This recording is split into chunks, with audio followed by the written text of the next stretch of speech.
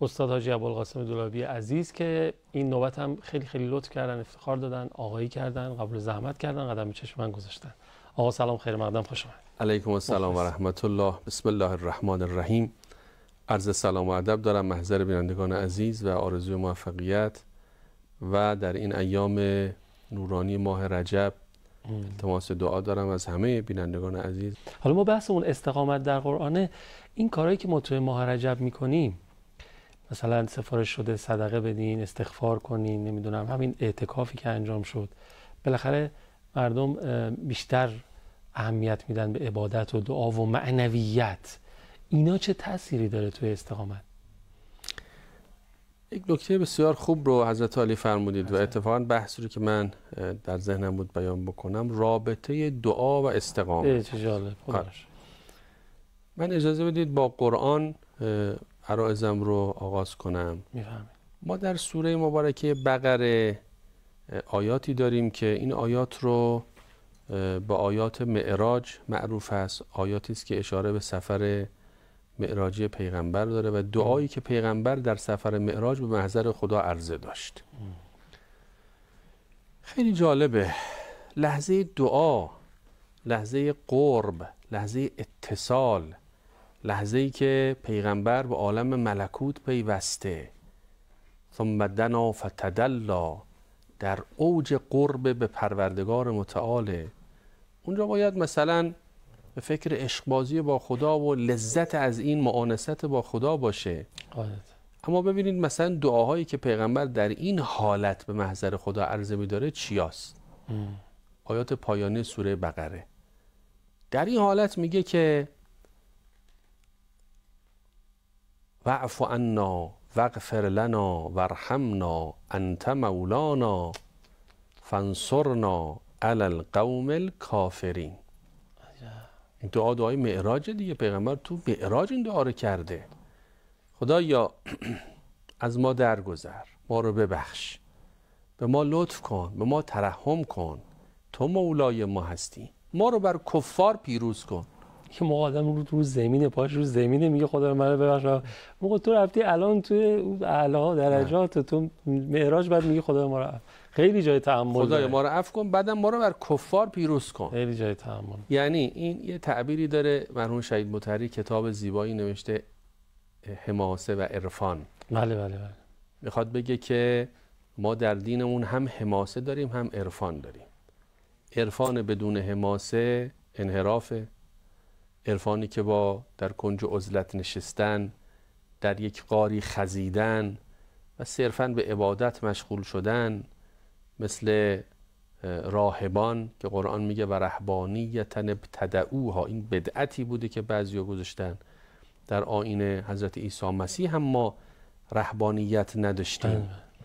ما کتبناها علیهم، ما اینو ننوشته بودیم که برن توی کنیسه فقط عبادت کنن، نه، باید توی میدان زندگی فعالیت بکنن، جهاد باید داشته باشن. حضرت عیسی اهل جهاد بوده. عرفان بدون حماسه باطله، حماسه بدون عرفان هم باطله و انحرافه. میشه خونریزی، میشه جنگ هایی که صهیونیستا دارن، فقط بری بجنگی اما عرفان توش نیست، ارتباط با خدا نیست، خودتی دنبال برتری جویی هستی، دنبال استیلا هستی. اگر جنگ باشه و عرفان توش نباشه، جنایت از تو دلش تولید میشه و پدید میاد و میبینی طرف مثلا چه خونها میریزد، چه خیانت ها میکند، چه جنایت ها میکند، برای اینکه برتری خودش رو تثبیت بکنه. همین قصه ای که شما در غزه دیدید و در ماجرای فلسطین مشاهده کردن همه جهانیان. و این هر دو رو، حماسه و عرفان رو، چهره‌های خیلی خوشگل و جذاب و قشنگش رو تو آدمایی مثل آج قاسم ما می‌بینیم.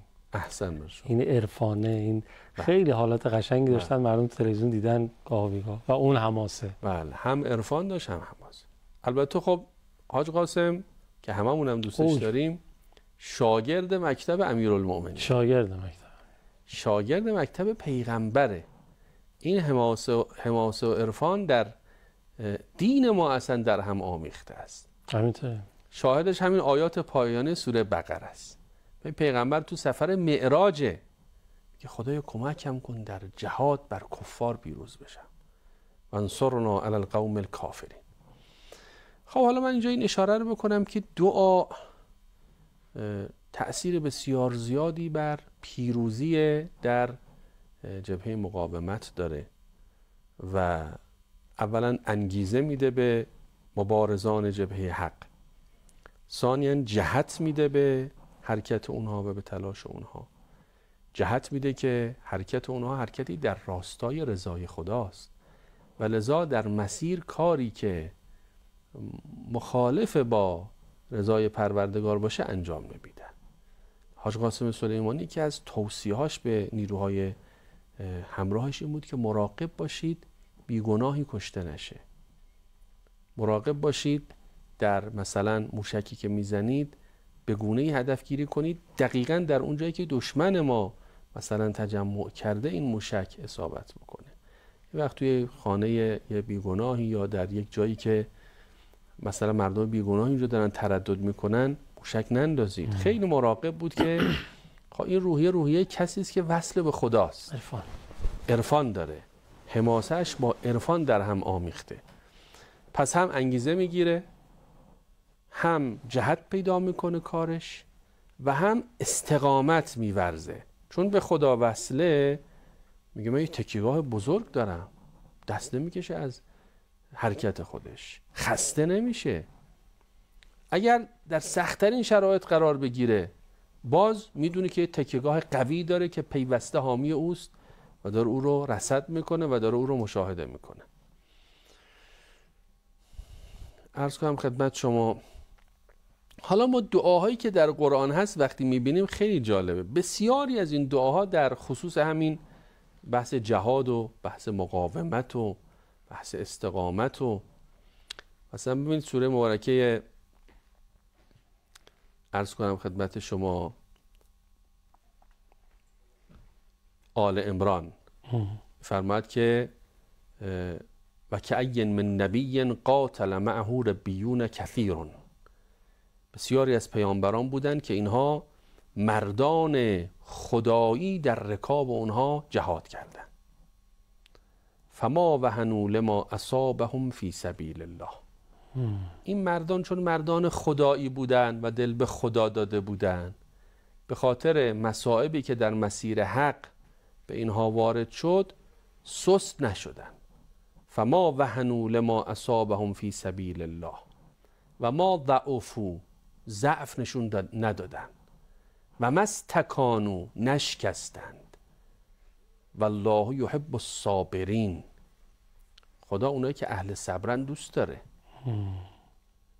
بعد میگه و ما کان قولهم الا ان قالوا ربنا اغفر لنا ذنوبنا و اسرافنا فی امرنا و ثبت اقدامنا و انصرنا علی القوم الکافرین. سخنشون این بود، مثل اینکه ورد زبانشون بوده، دعاشون همش این بود: خدایا اشتباهات ما رو ببخش.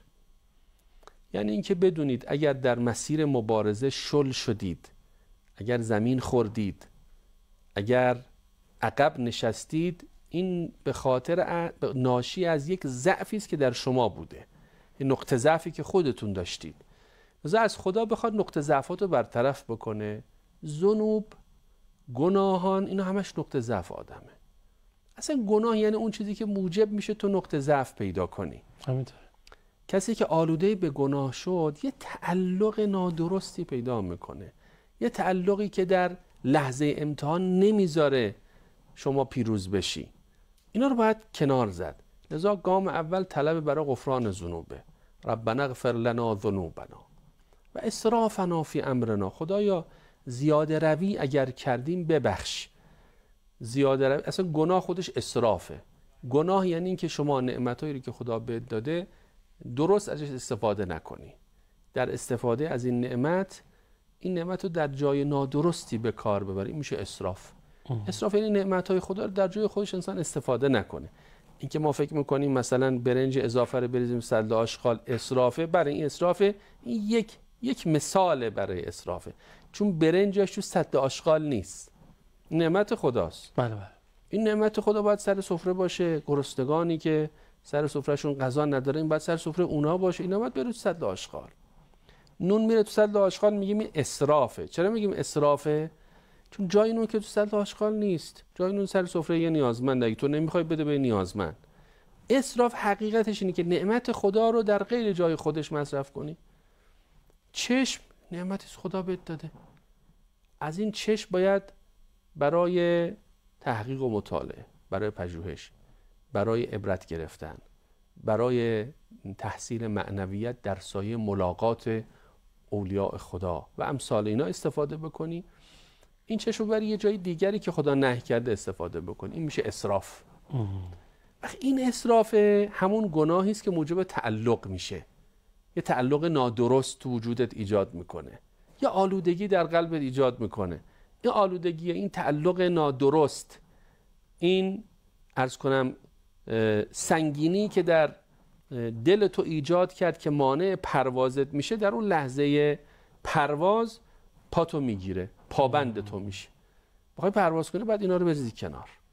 ربنا اغفر لنا ذنوبنا و اسرافنا فی امرنا. خدایا اینا رو ببخش. حالا شده دیگه، حالا شده، چیکار کنیم؟ خدا باید ببخشه. خدا باید ببخشه. توجه به خدا اگه بیاد، دعا.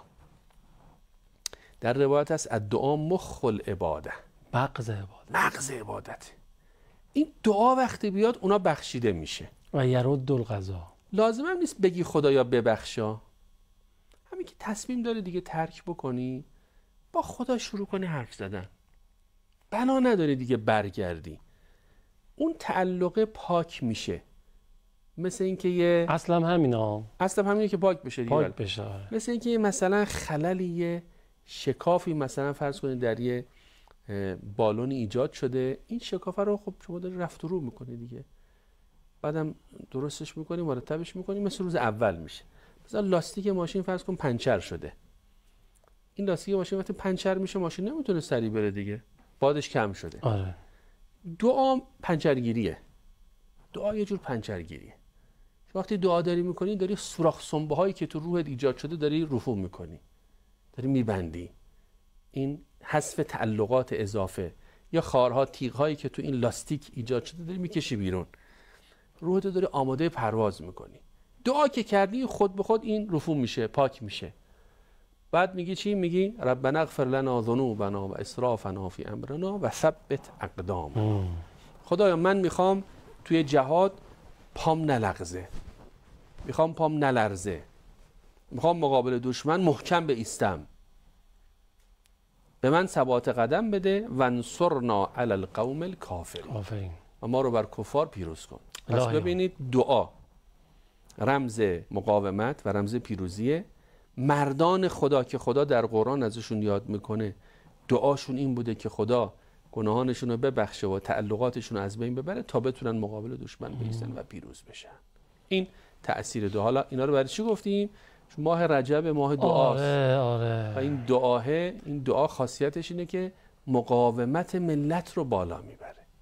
بی خود نیست علمای ما، بزرگان ما این فصل رجب، شعبان، رمضان رو فصل عبادت و دعا و تقرب میدونن و از تک تک لحظاتش استفاده میکنن. خدا به ما هم توفیق بده انشالله حواسمون به این شب و روزایی که داره میگذره به صورت برق و باد، نیمی از ماه رجب گذشت، باشه بیش از پیش و از خدا چیزهایی رو بخوام که خودشون یاد دادن به ما در قرآن کریم دیگه. چجوری بخوام؟ اجازه میدین یکی از این آیات که فرمودین مرور کنیم با هم دیگه برگردیم ادامه فهم شد. بسم الله. بفرمایید. اللهم صل علی محمد و آل محمد و عجل فرجهم. آیه 147 سوره مبارکه آل عمران رو دوستان پخش کرد. ما آیات دیگری هم داریم که باز می‌بینیم که دعای برای پیروزی در برابر مفسدان، در برابر ظالمان پیامبران الهی داشتن. نقش دعا در پیروزی و در بالا رفتن مقاومت اینجا معلوم میشه. مثلا حضرت شعیب سوره اعراف داریم ربنا افتح بیننا و بین قومنا بالحق و انت خیر الفاتحین. خدایا بین ما و بین قوممون، این کسانی که گرفتار مفاسدن، فتح و گشایشی قرار بده. فتح یعنی پیروزی دیگه. چون انسان وقتی پیروز میشه درهای بسته به روی او باز میشه، لذا به پیروزی میگن فتح یعنی گشایش. خدا یک گشایشی درست کن که ما بتونیم قوممون رو همراه بکنیم و پیروز بشیم بر این مفسدان. یا مثلا در باره حضرت ابراهیم داریم سوره ممتحنه آیه 5 ربنا لا تجعلنا فتنة للذین کفروا، خدایا ما را وسیله آزمایش کفار قرار نده. الهی آمین. حالا این یعنی چی؟ یعنی کاری نکن که ما در مواجهه با کفار ضعف نشون بدیم و اونها بر ما پیروز بشن، سلطه پیدا بکنن، یا ما با اونها دست دوستی بدیم و تحت فشار اونها تسلیم بشیم، از ما بخوان استفاده بکنن، از ما بخوان استفاده بکنن و امثال اینها. حضرت موسی فخرج منها خائفا یترقب قال رب نجنی من القوم الظالمین، گفت خدای من از ظالمان نجات بده. حضرت موسی همچین دعایی کرد. حضرت لوط در برابر قومی که دچار بی‌تقوایی هستند، دچار بی‌حیایی هستند، فرمود رب انصرنی علی القوم المفسدین، خدای من رو بر این قوم مفسد و تبهکار پیروز کن. خب این دعاها نشون میده که ما در عرض کنم که میدان مبارزه خیلی نیاز به اهل دعا باشیم، ارتباطمون باید با خالقمون، چون مسیر ما مسیر بندگی خداست. ما که مثل اهل دنیا برای دنیا نمی جنگیم که. در یکی از جنگ‌های صدر اسلام کفار اسم بت‌ها رو بر زبان می آوردن، می گفتن اعلو هبل اعلو هبل، مثلا درود بر هبل، درود بر هبل اسم یکی از بت‌ها بود. پیغمبر اکرم یه شعاری به مسلمان‌ها یاد داد، گفت شما اینو بگید، فرمود بگید الله اعلا و اجل، خدا بالاتره، خدا برتره. اونا اگه با بت‌هاشون به میدان میان و با تکیه بر انگیزشی که از ناحیه بت‌ها در وجودشون ایجاد شده میان میجنگن، شما با نام خدا باید بجنگید. یه شعار دیگه میدادن، میگفتن که نحن لنا العزی ولا عزی لکم، ما عزی داریم شما که عزی ندارید، اسم بتش. پیغمبر فرمود بگید الله مولانا ولا مولا لکم، مولای ما الله، شما مولا نداری، سنگ و چوب شده مولای شما. و با همین انگیزش معنوی بود که اینها با تعداد کم گاهی می‌بینید در برابر 3 مقابل جمعیت پیروز می‌شدن. در جنگ بعد مسلمان‌ها 313 تا بودن، اون طرف 1000 نفر بودن، اینا پیروز شدن. آره. با همین روحیه معنوی، با همین توکل، با همین دعا. توی که همین جنگ‌های اخیر جبهه مقاومت با صهیونیست‌ها اگه اشتباه نکنم سید حسن نصرالله فرمودن که حضرت آقا فرموده بودن بهشون که دعای جوشن صغیر رو بخونید. بله. و چقدر راهگشا و گرهگشا بوده براش. بله بله. ببینید پیغمبر اکرم در یک بیان نورانی فرمود الا ادلکم علی سلاح ینجیکم من اعدائکم، میخواید یه سلاحی به دستتون بدم شما را از دشمناتون نجات بده. خیلی مهمه یک سلاحی که ما را از دشمن نجات بده. و یدر ارزاقکم، روزی شما را فراوان بکنه. قالوا بلا، گفتن بله میخوایم. قال تدعون ربکم باللیل و النهار، شب و روز دعا کنید. فان سلاح المؤمن الدعاء، سلاح مؤمن دعاست. سلاح مؤمن دعاست. این که سلاح مؤمن دعاست گاهی اینطور فهمیده میشه که یعنی مثلا در مبارزه با نفس، در مبارزه با شیطان شما دعا کنید که بر شیطان پیروز بشی. این البته برداشت غلطی نیست، درسته، اما منحصر به این نیست. اتفاقا اونی که در این روایت ما مشاهده میکنیم اینه که حضرت سلاح دعا رو برای جهاد اصغر هم لازم دونسته. یعنی در همین جنگ نظامی با تجهیزات نظامی میخوای پیروز بشی؟ دعا کن.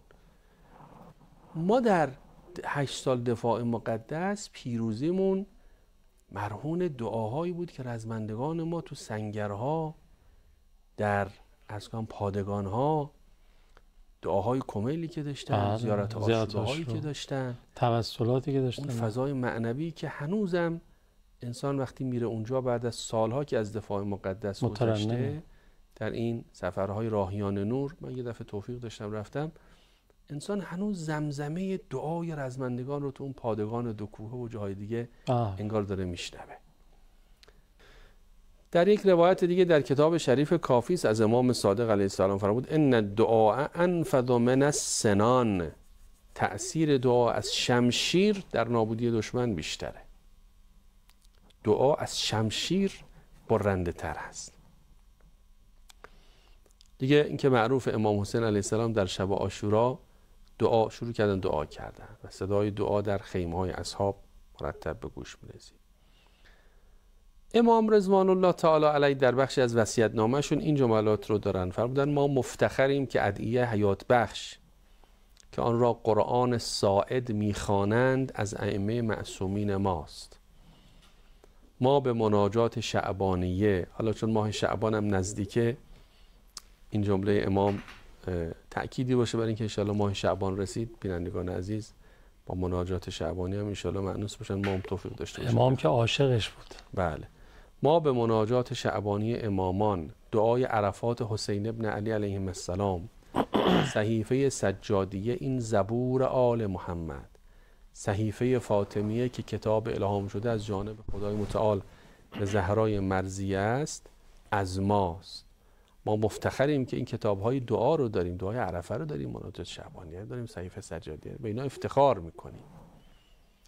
حضرت آقا هم در این بیانی در سال 84 در خطبه‌های نماز جمعه شون فرمودن خصوصیت دعا این است که ایمان را در دل پایدار و مستقر میکند. ایمان قابل زوال در مواجهه با حوادث عالم و سختی‌ها، خوشی‌ها، تنعم‌ها و حالات گوناگون انسان در خطر از بین رفتن است. ایمان‌های ما ممکنه خیلی زود از دست بره. میشناسید کسانی را که ایمان داشتن اما در مواجهه با مال دنیا، با قدرت دنیا، با لذات جسمی، شهوات قلبی، ایمان از دست آنها رفت. این ایمان متزلزل و غیر مستقر است. خصوصیت دعا این است که ایمان را در دل انسان مستقر و ثابت می کند و خطر زوال ایمان با دعا و استمرار توجه به خدای متعال از بین می رود. این خاصیت دعاست که ثبات قدم میده، ایمان انسان رو مستقر میکنه و طبیعتاً پیروزی به واسطه دعا نزدیک میشه. خیلی ممنونم استاد.